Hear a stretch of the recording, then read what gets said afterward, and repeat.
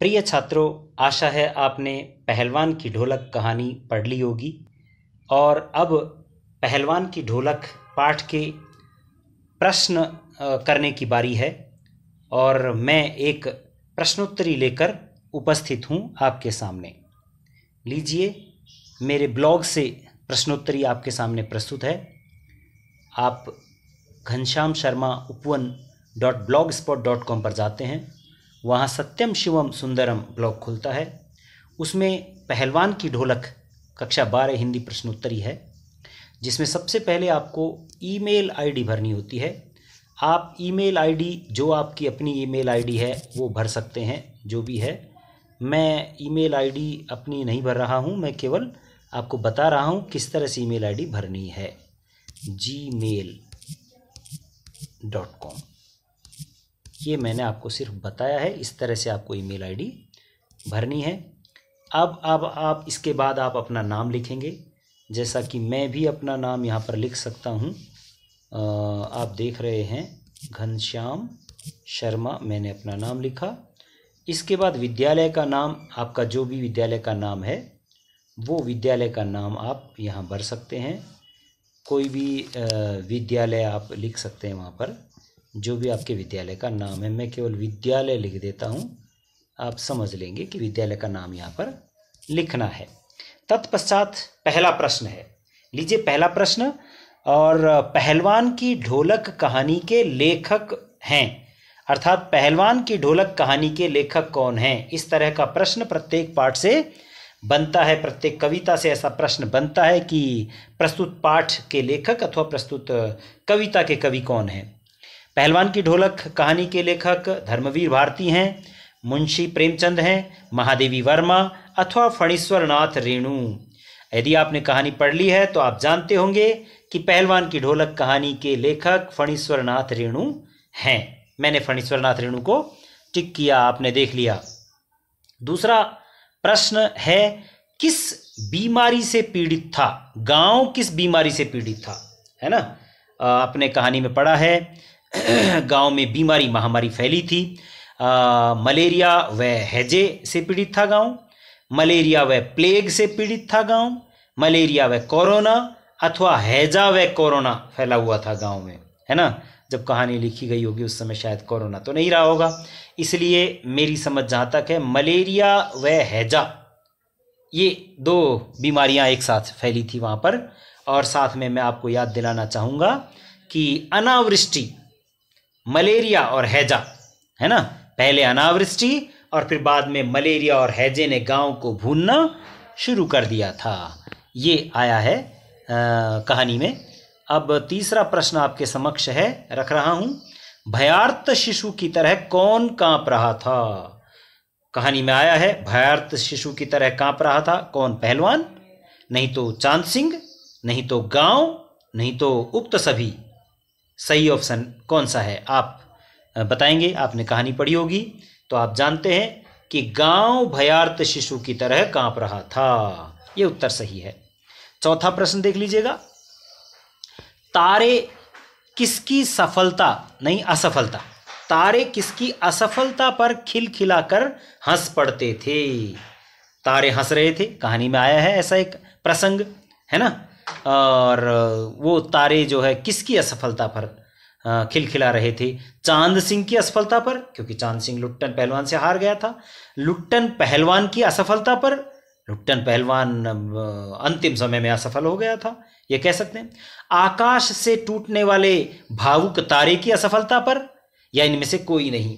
आपने कहानी पढ़ी है तो आप जानते होंगे कि लेखक ने बताया है कि कोई आसमान से कोई एक भावुक तारा यदि उनको सांत्वना, धैर्य बंधाने के लिए जाना भी चाहता तो वो टूटकर रास्ते में ही शेष हो जाता था, है ना, समाप्त हो जाता था, और बाकी तारे खिलखिलाकर हंस पड़ते थे। तो इसलिए आकाश से टूटने वाले भावुक तारे की असफलता पर सही उत्तर है। आपने देख लिया। प्रश्न 5, रात्रि की भीषणता को कौन ललकारता था। कोई एक व्यक्ति कहानी में जो रात्रि की भीषणता, भयंकरता को ललकारता था, कौन, पहलवान, नहीं तो पहलवान की ढोलक, नहीं तो गांव के लोग, या उपरोक्त सभी। आप भी जानते हैं पहलवान की ढोलक रात्रि की भीषणता को, भयंकरता को, जब महामारी फैली हुई थी गांव में, तब वो ललकारती थी पहलवान की ढोलक। प्रश्न 5 हुआ। प्रश्न 6 आप देख रहे हैं। लुट्टन को किसने पाल पोस कर बड़ा किया था?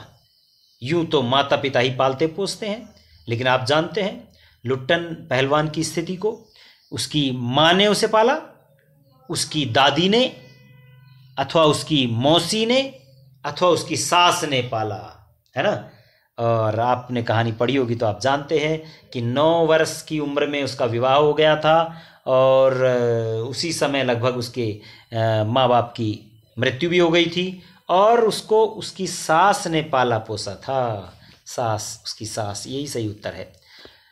प्रश्न संख्या 7 है। लुट्टन बचपन में क्या करता था? कौन सा काम करता था? गाय चराता था, धारोष्ण दूध पीता था, कसरत करता था, या उपरोक्त सभी काम करता था? गाय चराता था, सच बात है। धारोष्ण दूध, गाय के, भैंस के थनों से निकला हुआ सीधा दूध पीता था, ये भी प्रसंग आया है, आप जानते हैं। कसरत करता था, वो तो करता ही था।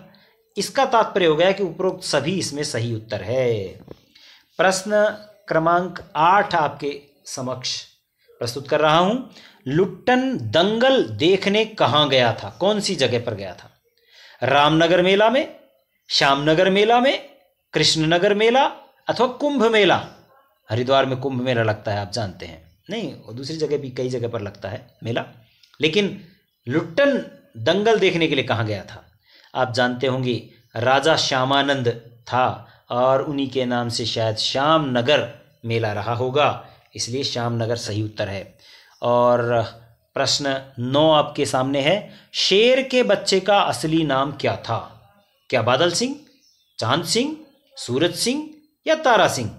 आप जानते हैं चांद सिंह जो है उसने शेर के बच्चे का टाइटल प्राप्त कर लिया था, इसलिए चांद सिंह सही उत्तर है। प्रश्न 10 आपके सामने रख रहा हूं। ढोलक की आवाज धाक धिना तिरकिट तिना, धाक धिना तिरकिट तिना का लुट्टन पहलवान ने क्या अर्थ लगाया? वहा पट्ठे ये अर्थ, या मत डरना मत डरना, या वहीं दफना दे बहादुर, या दांव काटो बाहर हो जा? कौन सा वाला अर्थ धाक धिना तिरकिट तिना, धाक धिना तिरकिट तिना का लुट्टन पहलवान ने लगाया?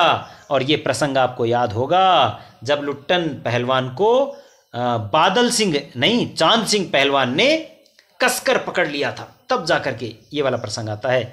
और उस समय दाव काटना बहुत जरूरी था उसके लिए, लुट्टन पहलवान के लिए, इसलिए दाव काटो बाहर हो जाए, यही उत्तर सही उत्तर है। विजयी लुट्टन ने सबसे पहले कौन सा काम किया? सबसे पहले मतलब विजय के बाद, जीतने का, पहली कुश्ती में जब वो जीत गया था तब राजा साहब को प्रणाम किया, करना चाहिए, क्या किया था? बाजे वालों को प्रणाम किया, वो भी। ढोलों को प्रणाम किया, क्या ऐसा भी था? या जनता का आभार व्यक्त किया? बताइए कौन सा काम किया विजयी लुट्टन ने सबसे पहले? मेरे हिसाब से लुट्टन ने सबसे पहले ढोलों को प्रणाम किया था, क्योंकि ढोल की आवाज के दम पर ही लुट्टन ने विजय प्राप्त की थी कुश्ती में। कुश्ती में किस पहलवान के टूट पड़ने पर प्रतिद्वंद्वी पहलवान को लकवा मार जाता था? लुट्टन पहलवान के टूट पड़ने पर, या पहलवान काला खां के टूट पड़ने पर, या पहलवान चांद सिंह के टूट पड़ने पर, या पहलवान बादल सिंह के टूट पड़ने पर? आपने भी देखा होगा अच्छे अच्छे पहलवानों को लुट्टन पहलवान ने पछाड़ा था, जिनमें एक काला खां नाम का पहलवान भी था, जिसकी टूट पड़ने पर प्रतिद्वंदी पहलवान को लकवा मार जाता था। तो पहलवान काला खां इसका सही उत्तर है। प्रश्न 13। मेले से दरबार लौटने पर लुट्टन पहलवान का हुलिया कैसा रहता था? उसकी शक्ल सूरत कैसी हो जाया करती थी? आंखों पर रंगीन अबरक का चश्मा, ऐसा? हाथ में खिलौना नचाते हुए, ऐसा? मुंह में पीतल की सीटी लिए हुए, अथवा उपरोक्त सभी? मुझे याद है, आपको भी याद होगा, कहानी पढ़ी है आपने, तो ये सारी चीज़ें ऐसा ही हुआ करती थी, इसलिए उपरोक्त सभी इसमें सही उत्तर है। प्रश्न 14 जो है वो आप इसमें जो है एक से अधिक ऑप्शंस भी आप दे सकते हैं, यानी आप इसमें से एक या एक से अधिक जो ऑप्शंस को टिक कर सकते हैं, है ना। तो ज़रा देखिए, लुट्टन ने अपने पुत्रों को सांसारिक ज्ञान की क्या शिक्षा दी थी? ढोलक की आवाज़ पर ध्यान देना, यह शिक्षा। सबसे पहले ढोलों को प्रणाम करना, क्या यह शिक्षा? मालिक की चापलूसी करना, क्या ये ज्ञान भी दिया था? या मालिक को खुश रखना, इसमें से, है ना। तो ये चेक बॉक्स हैं और चेक बॉक्स में आप सेलेक्ट कर सकते हैं। मुझे लगता है कि ढोलक की आवाज़ पर ध्यान देना ये भी बताया था, सबसे पहले ढोलों को प्रणाम करना ये भी बताया था, और मालिक को खुश रखना ये भी सही उत्तर है ना। तो ये 3 इसमें सही उत्तर है, इसलिए आपने टिक किया। 14 नंबर हो गया। 15 नंबर प्रश्न भी चेक बॉक्स वाला है, और इसमें भी आप देखेंगे राजकुमार के राज्य को अपने हाथ में ले लेने के बाद कौन सा परिवर्तन हुआ था? प्रशासनिक शिथिलता दूर हो गई थी, हाँ ये सही है। प्रशासनिक शिथिलता आ गई थी, नहीं ये तो ठीक नहीं है, मेरे हिसाब से ठीक नहीं है। पहलवान का सम्मान बढ़ गया था, नहीं पहलवान का सम्मान तो नहीं बढ़ा था राजकुमार के आने के बाद। दंगल का स्थान घोड़ों की रेस ने ले लिया था, हाँ ऐसा तो हुआ था। तो इस तरह से ये 2 सही उत्तर हैं इसमें। अब 16 नंबर प्रश्न, ये भी चेक बॉक्स वाला है, देख लीजिएगा। किसे अकस्मात गांव पर वज्रपात होना बताया गया है? कौन सी वाली घटना वज्रपात के रूप में देखी गई है गांव में? अनावृष्टि को, अतिवृष्टि को, अन्न की कमी को, मलेरिया और हैजा फैलने को। इसमें से भी आप 2 या 2 से 1 या 1 से अधिक ऑप्शन चुन सकते हैं सही उत्तर के रूप में। तो अनावृष्टि सबसे पहला उत्तर ये सही है, क्योंकि अनावृष्टि का मतलब अकाल पड़ना होता है, और ये आया है कहानी में। अतिवृष्टि तो नहीं हुई थी। अन्न की कमी, बिल्कुल अकाल पड़ने से अन्न की कमी हो गई थी, ये भी सही उत्तर है। और मलेरिया और हैजा फैलना, ये बिल्कुल मलेरिया और हैजा ये 2 बीमारियां फैली थी गांव में, और ये तीनों चीज़ें जो थी, ये तीनों घटनाएं ये गांव पर अकस्मात वज्रपात के समान थी। तो ये हुआ। अब 17 नंबर प्रश्न आपके समक्ष, बीमारी फैलने पर गांव की कैसी दशा थी? जब बीमारी फैल गई तो गांव की दशा कैसी थी?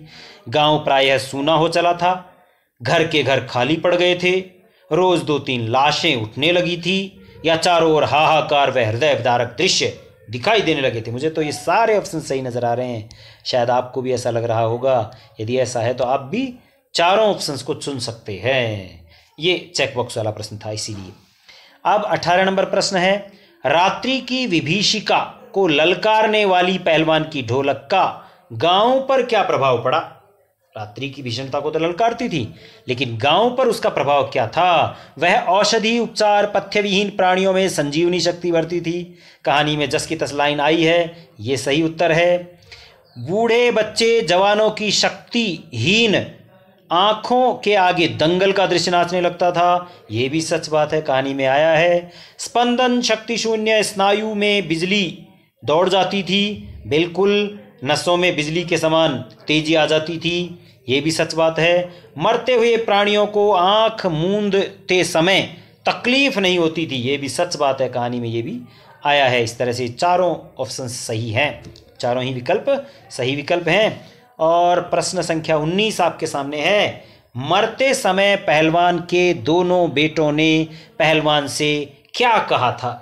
जब वे मरने ही वाले थे, मरणासन्न थे, और पूरी रात भर पहलवान ढोलक बजा रहा था, ढोलक पीट रहा था, और उसी समय उन दोनों ने एक फरमाइश कर दी थी, दोनों ने भरपेट खाना खाने के लिए कहा था। क्या ये ऑप्शन सही हो सकता है? विकल्प सही है ये।